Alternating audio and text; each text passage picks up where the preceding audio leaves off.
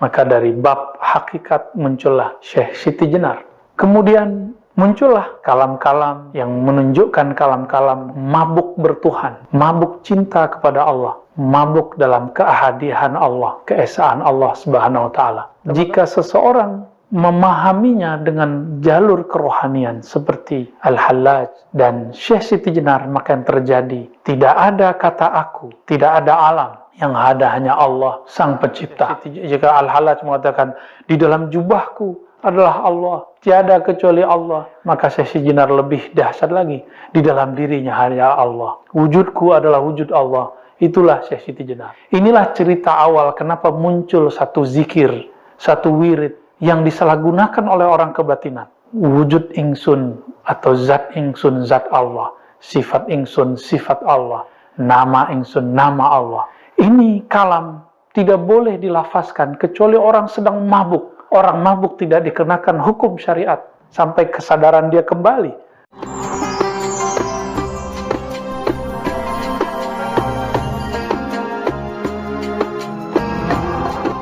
Satu pertanyaan yang sering kita dengar tentang Syekh Siti Jenar, apakah dia sesat atau tidak? Mengupas tuntas tentang Syekh Siti Jenar, Dr. Ar-Razi Hashim MA atau Buya Ar-Razi menerangkan secara detail tentang Syekh Siti Jenar. Buya Ar-Razi mengumpamakan Qais yang sangat mencintai Laila. Begitu pula Syekh Siti Jenar mencintai Allah Subhanahu wa taala.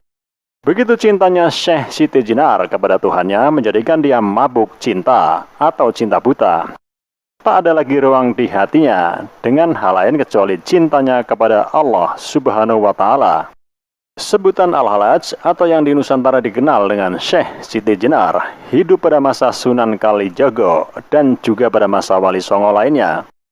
Buya Ar-Razi menjelaskan bagaimana para wali atau aulia mewarisi ilmu-ilmu dari para sahabat yang berbeda.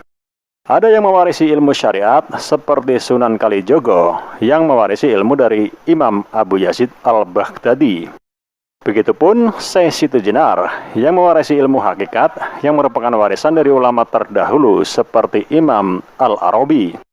Sama-sama mewarisi ilmu berbeda antara syariat dan juga hakikat.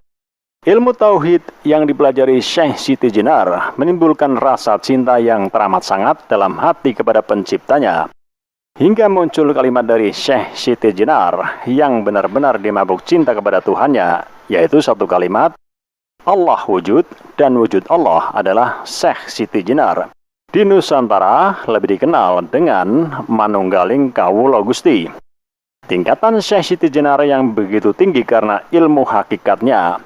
Ini yang dirasa meresahkan oleh Sunan Kalijogo karena akan sangat fatal ketika awam salah tafsir dengan ajaran Syekh Siti Jenar. Ditakutkan nantinya pengikut Syekh Siti Jenar akan menganggap bahwa wujud Allah itu adalah Syekh Siti Jenar. Maka Dewan Wali memutuskan untuk menghakimi Syekh Siti Jenar demi menyelamatkan umat dari pemahaman yang salah dan fatal nantinya.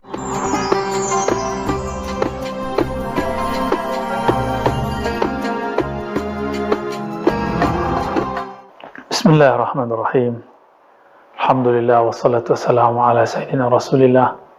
Amma ba'du. Banyak orang berbicara tentang Al-Hallaj di zaman dulu, kalau versi Nusantaranya adalah Syekh Siti Jenar. Namanya agak sedikit menggelikan karena laki-laki kok disebut Siti ya.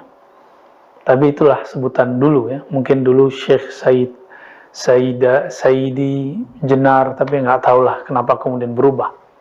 Yang dulu dikatakan nama kecilnya Lemah Abang dan segala macamnya. Ya. Syekh Siti Jenar ini dari masanya terlihat semasa dengan Syekh atau Sunan Kalijaga dan sunan-sunan yang lain. Jika di kalangan pembela syariat yang zahir, itu muncullah sosok Sunan Kalijaga, maka dari bab hakikat muncullah Syekh Siti Jenar. Ya, kalau boleh kita sebut, jika ulama pewaris para nabi, lalu ulama mewariskan ilmunya lagi. Pewaris Imam Abu Yazid, pewaris Imam Junaid, pewaris Hallaj, itu ada semua di zaman berikut, termasuk zaman kita. Di zaman terdahulu, pewaris Junaid al-Baghdadi itulah Sunan Kalijaga, pewaris secara kerohanian.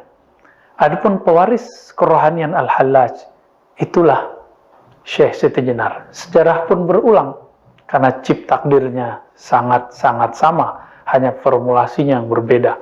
Kemudian muncullah kalam-kalam yang menunjukkan kalam-kalam mabuk bertuhan, mabuk cinta kepada Allah, mabuk dalam keahadian Allah, keesaan Allah Subhanahu wa taala. Teman-teman, kan Allah dalam bab akidah, alam semesta ini disebut mungkinul wujud, wujudnya mungkin. Dan dia ada, hanya ada karena diadakan oleh Allah, yang disebut wajibul wujud, yang niscaya keberadaannya pasti ada. Maka semua selain itu menjadi diadakan karena dia. Maka yang benar-benar ada hanyalah Allah.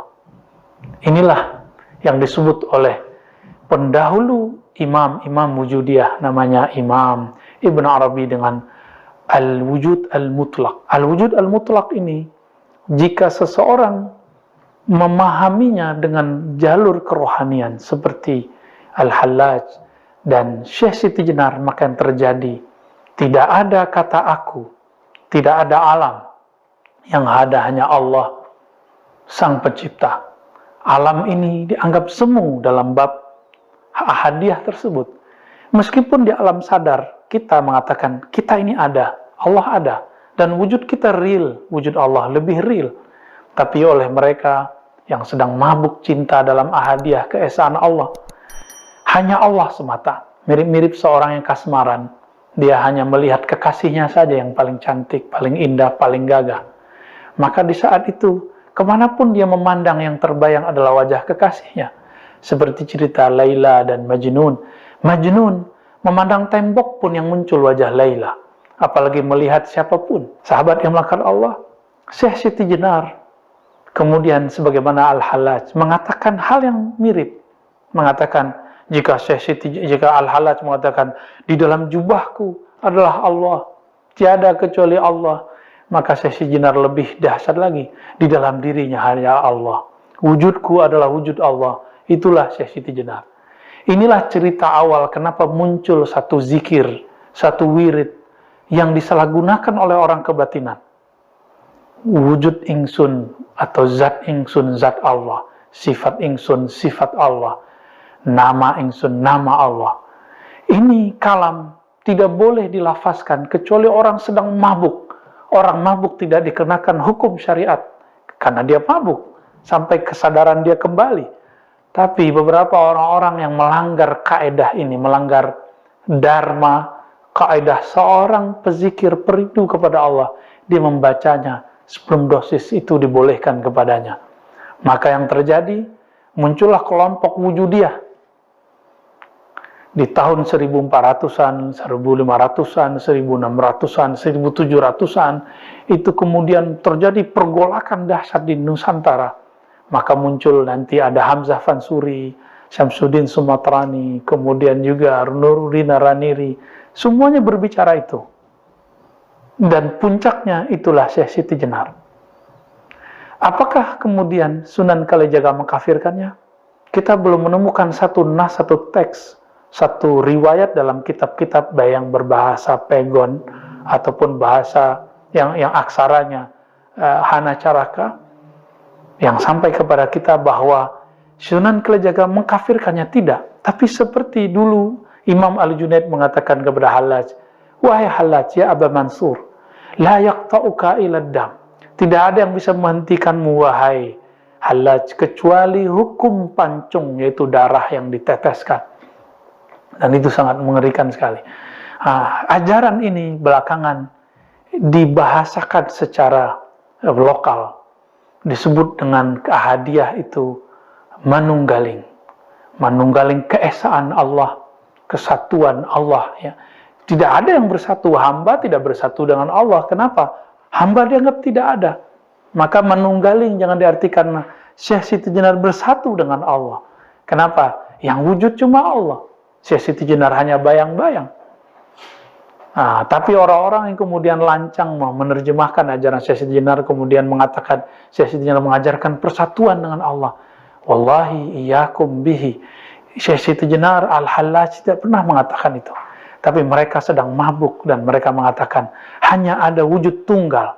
Itulah manunggaling. Kaulo Gusti, ketika mereka merasakan bahwa diri mereka tiada di hadapan Allah, seperti seorang guru tidak memandang dirinya punya derajat keilmuan di hadapan gurunya. Kenapa seorang Syekh Siti Jenar tidak boleh merasakan dirinya tiada di hadapan ilahi? Maka teman-teman sahabat melakukan Allah, jika Imam Bukhari dulu mengatakan mastasghartu nafsi ila ala Ali ibn al-Madini, aku tidak pernah merasa kecil, aku tidak pernah merasa lebur kecuali di hadapan Ibnul Madini. Kenapa Syekh Siti Jenar tidak boleh mengatakan itu? Kenapa Al-Hallaj kita larang mengatakan ma fi jubbati ilallah? Kan dia sedang mabuk asik dengan kekasihnya. Kita belum sampai kepada kerinduan itu. Kenapa kita salahkan orang yang merindu? Maka sahabat-sahabat yang memuliakan Allah, mari berhusnuzan. Apa yang terjadi di zaman mereka, itu sunatullah. Secara hukum fikih, betul, pelakunya harus ditanya, dieksekusi. Jika terbukti kemudian ada hal yang berbahaya, mungkin seorang hakim qadhi mengatakan, kamu dipenggal. Tapi sekarang ilmu itu sudah dibuka. Apakah kita masih salah faham lagi? Maka benarlah Imam Ghazali. Beliau mengatakan, seandainya saya jadi hakimnya di zaman Hallaj, saya akan selamatkan Al-Hallaj. Saya akan bebaskan Al-Hallaj. Maka kami pun, jika pantas mengatakan itu, akan mengatakan yang sama. Jika di zaman itu, kami menjadi hakimnya, tentu kita akan memaklumi Al-Hallaj, memaklumi Syekh Siti Jenar. Tentu kita tidak